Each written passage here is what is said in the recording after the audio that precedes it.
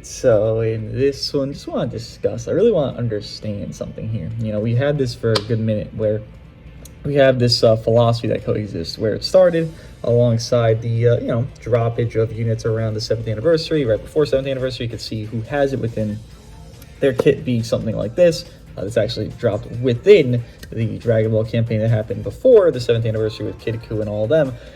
And now we have that for, it's been at least 6 months now of this new philosophy, and I still don't understand it. The intent behind it is, here's just thought that you're not supposed to infinite, you're not supposed to do everything in your own kit individuality-wise, and you're not supposed to just be everything in one character. It's supposed to be more team-based, and it's a 3v3 game, so that makes sense to make that to be the case. And on paper, it's a great idea.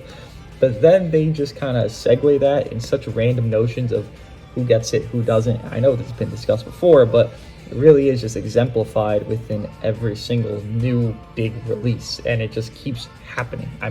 The 7th year drops, and guess what? Kaioken was basically, given he was kind of a boost merchant, he was doing everything. He was damaging, he was disrupting, he was defending, he had no safety on his own merit, but he has 3 of the 4 things that you need to be one of the top tiers of the game. How does that follow a new philosophy? It doesn't make much sense. Even continuing forward with the part 3 character, here's Namagoku, who is safety, disrupt, damage, and support.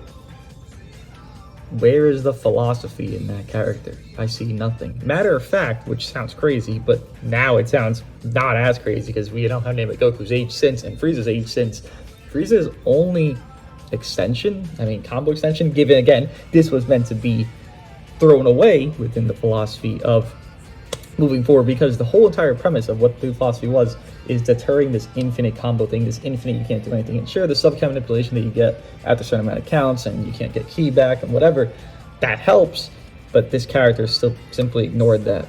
Despite that, though, he's much more healthy in a grand scheme than, well, here's Frieza doing 1 roll of okay damage / long combo. Here's Namagoku doing 4 different rolls. Where do we actually begin the philosophy? I'm not going to say Blue UI is kind of in the same boat as Kaioken, but he's not far off. He's safety, he's very good damage, and he's very good stalling, which is also more potential than most characters in the recent years, and times of being individuality-wise amazing. Usually it's like 1 or 2 things. Now it's like 3 or 4 with a lot of these premium big gods, and then we just skip forward. Here's some character that did follow the release of philosophy, Kefla. You know what happened to Kefla? Nothing.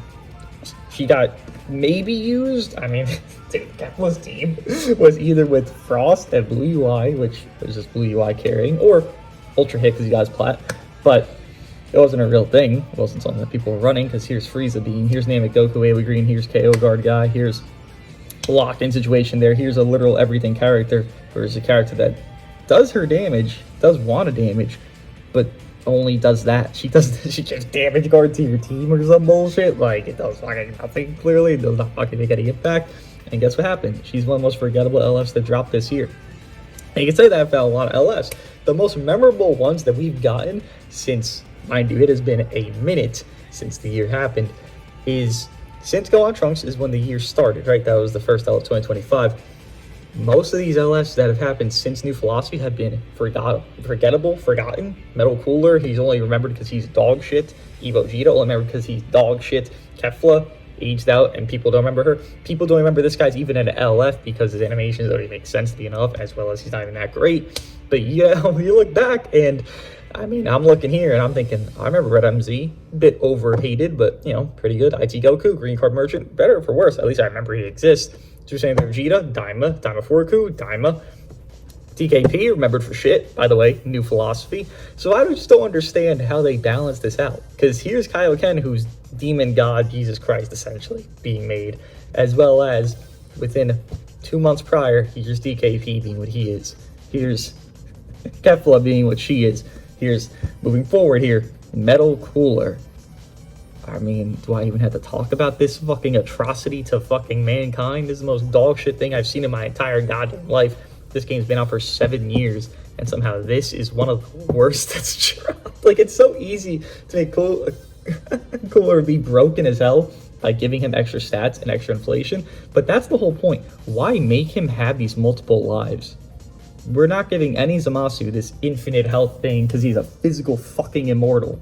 Never. We've not ever done that. We've barely even given him endurance. We're still like one Zamasu that has endurance in this goddamn game. Like, literally, the green guy's Zamasu, not Goku Black, Zamasu.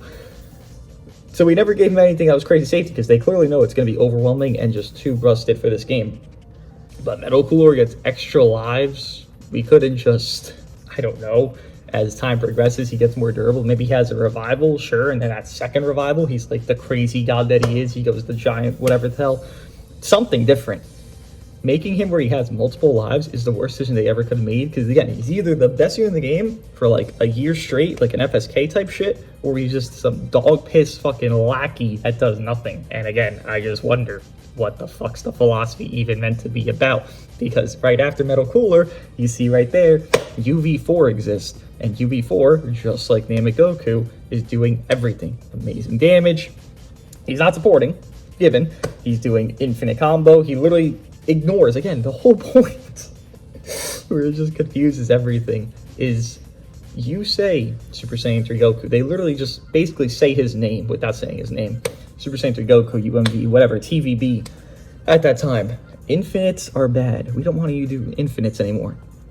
Brother, his whole entire premise of existence is literally doing infinites. You pop a green card with this guy, you have his gauge 1, 2, 3, 4, 5, 6, 7, 8, 9, 10, 11, maybe even 12 cards that could be done with no hiccup, with no anything to stop him. Unless they fucking die. But the whole premise of the philosophy was to deter that individual 1v3ing, that, oh, you can just do everything on your own merit and need nobody else, given what he would need would be just run him with fucking support, which that's not even fucking running anybody with him, that's just helping and glazing. What? I just don't understand how this is supposed to work. Is it just because he's an Ultra that he got this treatment? But no, here's Kaioken, who basically did everything. Here's UI, who's kind of in the same realm as Kaioken, given a lower tier than Namek Goku and UV4, those two, but basically in the same fucking realm. Is it just the Ultras to get that? Well, no, Frieza's here. And then there's another that doesn't also get that treatment too. So what the fuck is the discrepancy to choose? Well, he gets everything, he gets everything, he gets one thing, this guy gets two, and then this guy gets fucking zero. How do they morph that? How do they even figure that? I don't know a way to correlate this. I couldn't figure it out if I tried. And then you drop right after UV4, there's the Bomb-Ku Zenkai, even after Zenkai, or rather Metal Cooler, here's Zenkai Cooler, both again being fucking duds. Zenkai Cooler being very niche for when Namek Goku's being run more because people are trying to run Metal Cooler and cope him. People stop coping Metal Cooler, Zenkai Cooler loses value because Namek Goku was not being run as much, and then boom, whatever, GT starts being the main thing with Bomb-Ku, GC3Ku, and UV4. Sure, great. GC3Ku's still a nothing. Again, this character is so forgettable. You would even think he's an LF. I would even look at him and think he's an LF. No animation in my mind is thinking, oh yeah, this is an LF. Metal Cooler at least has a cool fucking, windscreen and pose and walking shit.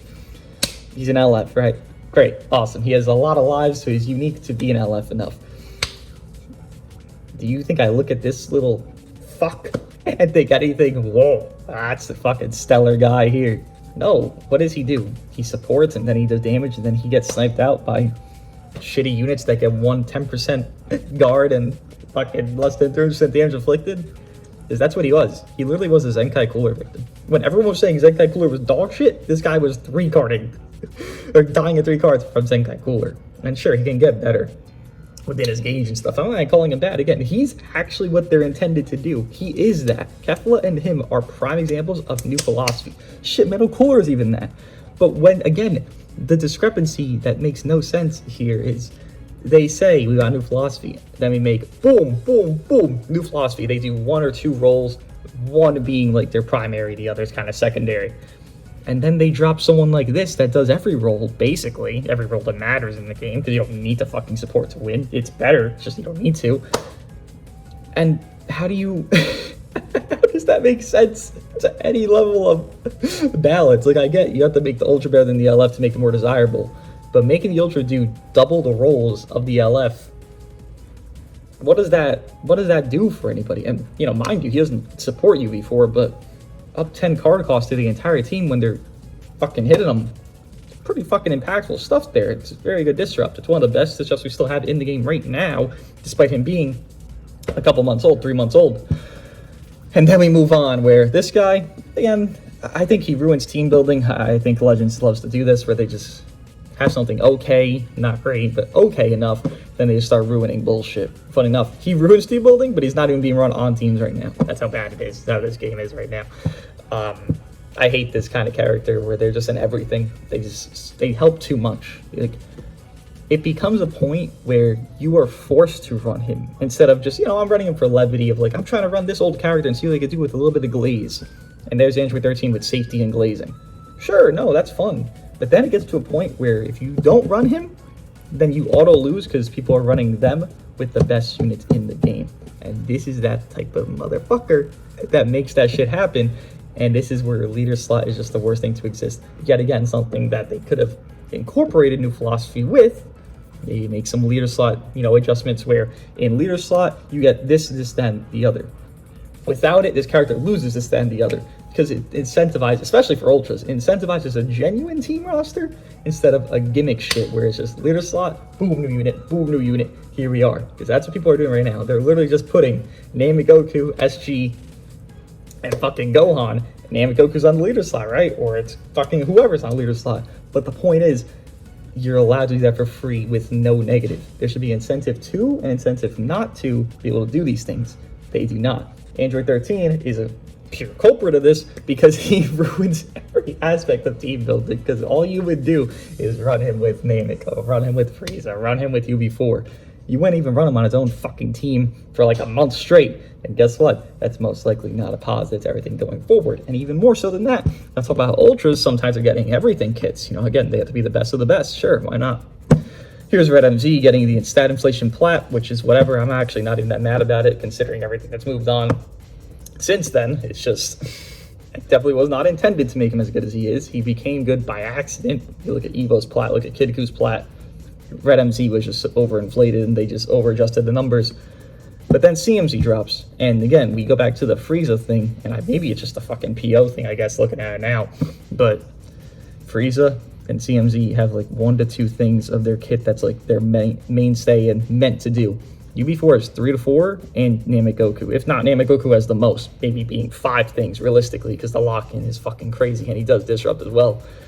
This guy, he does damage. He stops big move, and that's all he fucking does.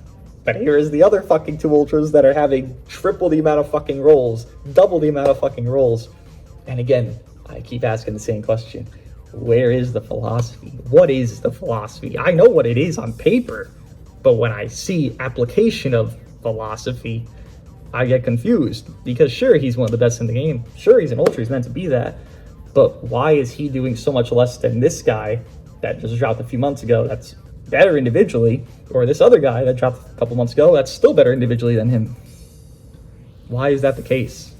Like, if they're gonna make one of them fucking broken, just make all of them fucking broken. Why are they different on their broken levels? What's the merit to design this and to imply that this and the other is supposed to be how it is? It just doesn't make any fucking logical sense. But there is some silver lining where they actually made very good units that followed the philosophy, and FSG is that. I think they have low disrupt, and that's a good thing because they don't need to have 8,000 mechanics to be a god. Just really enhance their one mechanic, and then boom, make that so strong to where they can be one of the best in the game. They don't have to be the best, just one of the best. That's crazy.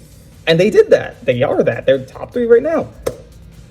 They have flaws, which is good. I point out their flaws because units that are better than them have no flaws or less impactful flaws. They're low disrupt, rather 0 disrupt essentially, when in the fused state. But again, the damage is so overwhelming, or was in part 1. Now we're in part 2 where it's not as overwhelming because XYZ exists, where I'm fine with them being what they are. They're actually new philosophy and they're well designed. GC3 could fall off the cliff. Kefla jumped off the fucking tower. Metal Cooler, he's on the lampshade about to fucking nosedive into the fucking floor. Like, those are new philosophies that just didn't fucking matter or coexist at all. Janemba, Super Gogeta, Janemba having more flaws than Super Gogeta because, again, they just fucking hate PO. Like, Android 13 is the exception because he's a support type. They just fucking hate PO. They make PO so reliant on other PO every single time. Just look at the history of PO. It's so fucking obnoxious. So part 1 festival is doing okay. And then we get to ruin everything with this piece of shit little fucking kid here. Because that's what he does he not? He ruins it all. He is having safety. He is having damage. He is supporting. He is having disrupt. And he has an AoE green. That's 5 different things. And I know AoE green is very separate from the others. It's literally its own level of bullshit. I mean, Namegoku has an AoE green, right? That's 6 different things Namegoku does reality check-wise. And again, I say SG's damage was very good and very up to par to where having the flaws they had was still valid to make them very top tier. Well, now that this guy has no flaws, then here's the new level of you gotta topple this motherfucker now. Shit, it's a green unit, SG. Guess what? You're gonna get 50% proc by this piece of shit within the first 10 counts of the game. And guess what he's gonna pop main? He's gonna infinite combo you more because he draws an entire new hand of red, green, blast, and blue. And then he keeps going. Then he's neutral on the blue. Then he gets vanish back. Then he has infinite fucking blue cards, it feels like. Then he has infinite fucking green cards, it feels like. Then he has infinite amazing equips. Literally no flaw. Not a flaw in anything. He doesn't heal on mains. Woe is me. He doesn't do that. He heals on green card 10%, then 15% when he's revived. He does fucking heal. So he has fucking everything. He has the safety of his Dunsaz's father, which again, here's a character that has 5 broken things in his kit. There's a character that has 6 broken things in his kit. I mean, do I gotta say more? Even more so, the fact that you compare him with Ultra UI, because you can very easily do that. I've seen that before. It just enhances where here's this guy that now has auto dodging on most cards, because most people are running strike-based teams, strikes, blues, whatever the fuck, dash forward attacks, as well as the stalling potential within that same gauge, as well as a lock in himself. So this guy locks, that other guy locks, and the other guy locks. Bro, we went from FSG that has flaws. It actually deserves to be, you know, a very good new philosophy design character on Theorem to this. Like, how did we jump the fucking mountaintops, essentially? Where do we go? Why did we do it? We didn't fucking do it. Why did they do it? I just don't comprehend where we're going here. And then we get Hitku, and like Hitku is the same thing as FSG to Janemba. I think more so FSG than Janemba, because Janemba really has a lot of fucking shortcomings, because again, he's reliant on Android 13. But I think he actually could end up aging better than some of these. But still, regardless, this unit has actual fine stuff. Their disrupt is something. It's not broken, but it's something. It exists. Okay? Cool. Great. So that's a flaw they have. Okay, disrupt. Not great, but okay. Great. Lovely. Continuing forward than that, they have some pseudo potential.